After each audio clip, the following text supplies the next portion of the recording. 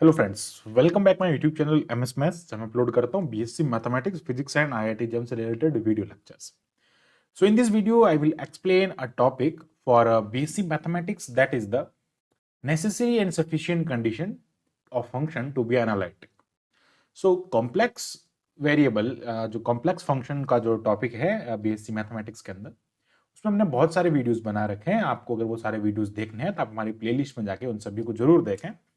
तो उसमें हम डिस्कस कर रहे थे इन अवर प्रीवियस वीडियो कि जो एनालिटिक फंक्शन जो होता है वो क्या होता है. ठीक है, एनालिटिक फंक्शन जो होता है, एनालिटिक फंक्शन का मतलब होता है कि एक डिफरेंशियल लाइक एक जो रीजन होता है अपने पास में डिफरेंशिएशन का, लाइक एक डिफरेंशियल होता है ना सारे उस पॉइंट पे. ठीक है, एनालिटिक फंक्शन का मतलब हो जाएगा कि भाई जो एक ऐसा फंक्शन है वो एनालिटिक होता है, उसको रेगुलर फंक्शन भी कहते हैं, उसको होलोमॉर्फिक फंक्शन भी कहते हैं. कि गिवन रीजन के अंदर वो क्या हो जाए, differentiable at all point of region. अगर वो एक रीजन आपको दे रहा है आर, और इस आर रीजन के सारे पॉइंट पे, ऑल पॉइंट्स पे क्या हो जाए, वो डिफरेंशिएबल हो जाए, so that function is known as the holomorphic function, या फिर हम उसको एनालिटिक फंक्शन भी कहते हैं. ठीक है, अब उसके लिए कुछ कंडीशंस होती हैं. तो कंडीशंस में हम सबसे पहले बात करते हैं नेसेसरी कंडीशन के बारे में. तो नेसेसरी कंडीशन का मतलब होता है कि नेसेसरी कंडीशन होनी ही चाहिए. लाइक ये कंडीशन अगर उसमें सेटिस्फाई हो रही है तो वो क्या होगा, एक एनालिटिक फंक्शन होगा. एफ जेड जो है, W is equals to F Z, हम यहाँ पे फंक्शन लेते हैं, और Z जो होता है वो x प्लस आयोटा वाई होता है. ठीक है, अब ये क्या होगा, एक एनालिटिक फंक्शन होगा. तो इसकी जो नेसेसरी कंडीशन होती है कि वो इन इक्वेशन को सेटिस्फाई करनी चाहिए, और इस इक्वेशन को हम कहते हैं CR equation, Kochi Riemann equations. ठीक है, अब इसका पूरा डेरिवेशन है तो आप हमारी प्लेलिस्ट में जाइए जिसका लिंक आपको डिस्क्रिप्शन में गिवन है.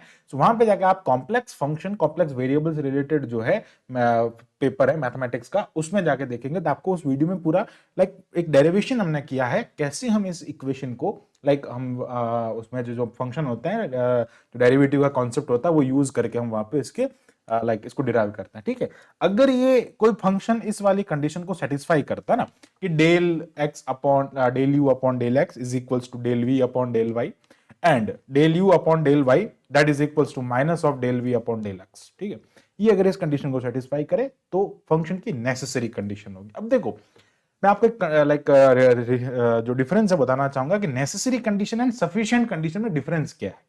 नेसेसरी कंडीशन अगर ये सेटिस्फाई हो रही है तो फंक्शन एनालिटिक फंक्शन होगा, ऐसी चांस बन जाती है. ठीक है, अगर मैं कह देता हूं कि नेसेसरी कंडीशन सेटिस्फाई नहीं हो रही है, ये इस इक्वेशन को सेटिस्फाई कर ही नहीं रहा है, तो फिर आ जाएगा फंक्शन एनालिटिक किसी भी हालत में नहीं होगा. नेसेसरी कंडीशन सेटिस्फाई कर रही है तो आगे आपके पास में दो लाइक इसके चांस हो जाता है. पहला यहां पे मिलता है आपको कि फंक्शन या तो एनालाइट हो सकता है और नहीं भी हो सकता है. ये बात भी ध्यान रखें, हो भी सकता है और नहीं भी हो सकता है. ठीक है, आगे बढ़ते हैं, आगे बात करता हूं यहां पे सफिशिएंट कंडीशन के बारे में. तो सफिशिएंट कंडीशन क्या, उसके बारे में समझते हैं. सफिशिएंट कंडीशन का मतलब होता है कि अगर ये सेटिस्फाई हो रहा है, इस कंडीशन को ये सेटिस्फाई कर रहा है, तो 100% वो फंक्शन एनालिटिक फंक्शन होगा. ठीक है, सफिशिएंट कंडीशन अगर ये सफिशिएंट हो गया तो हाँ कह देंगे भाई फंक्शन एनालिटिक फंक्शन है. पर अगर अगर ये सेटिस्फाई कर जाए तो it is necessary condition. Necessary होगा कि हाँ वो फंक्शन हो भी सकता है और नहीं भी हो सकता है. कई कई बार हम कुछ क्वेश्चंस में अपने को ऐसा भी देखने को मिलता है जहां पे कंडीशन सेटिस्फाई हो भी जाए. कुछ क्या, बहुत सारे क्वेश्चन, बहुत सारे एग्जांपल्स, लाइक ट्रिवियल एग्जांपल्स हमको देखने को मिलते हैं जहां पे ये जो होता है लाइक डिफाइन हो जाते हैं, ये जो एग्जिस्ट कर जाता है, इक्वल भी हो जाता है, सेटिस्फाई हो जाता है, but the function is not analytic function due to like due to the like the function like that function depends on the path. वो पाथ पे डिपेंड कर जाते हैं, यानी कि y is equals to mx जो होता है उस पाथ पे डिपेंड करता है. ठीक है, तो आपको बस इतना सा ध्यान रखना है कि नेसेसिटी एंड सफिशिएंट कंडीशन क्या होती है. सफिशिएंट कंडीशन की बात करते हैं. सो लेट एफ जेड, ये हमारे पास में एक फंक्शन एफ जेड है, इसको समझना मैंने कैसे लिखा है, समझना इसको. अगर मैं कहता हूं w is equals to F Z है, अब जेड एफ को हम क्या करते हैं, u और x की फॉर्मेट में लिखते हैं, हम लिखते हैं u प्लस आयोटा वाई, जहां पे ये जो होता है वापस एक्स वाई का फंक्शन होता है, ये भी जो होता है एक्स वाई का फंक्शन होता है. तो इसको हम इस फॉर्मेट में भी लिख सकते हैं, U x Y plus iota V x Y. Be define in a domain D, आपको एक रीजन या एक डोमेन दे दिया, डी के अंदर वो डिफाइन हो रहा है, then f z is analytic if u x y and v x y have continuous partial differentiation.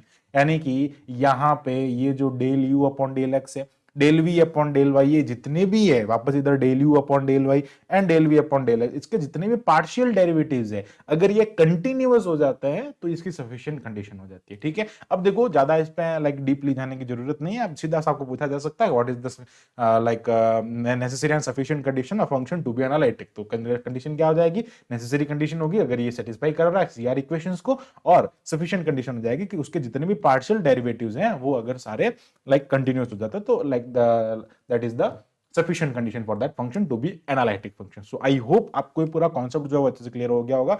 अब इसके जो ट्रिवियल एग्जांपल है अगर वो आपको देखना है तो आप हमारे प्लेलिस्ट में जाइए, वहां पर हमने वीडियो बना रखे हैं, तो उन टॉपिक को अगर आप देखेंगे तो आपको like necessary and sufficient condition में एक लाइक डिफरेंस मिलेगा आपको कि अगर ये सेटिस्फाई कर भी रहा है तो कैसे वो फंक्शन एनालिटिक नहीं है, what is the reason behind that. तो वो अगर आपको देखना है तो आप हमारे उन क्वेश्चंस को जरूर देखें जिसका लिंक आपको डिस्क्रिप्शन बॉक्स में गिवन है। So thanks for watching my video, keep watching MS maths and for more videos हमारे चैनल को सब्सक्राइब कीजिए। Thank you, bye bye.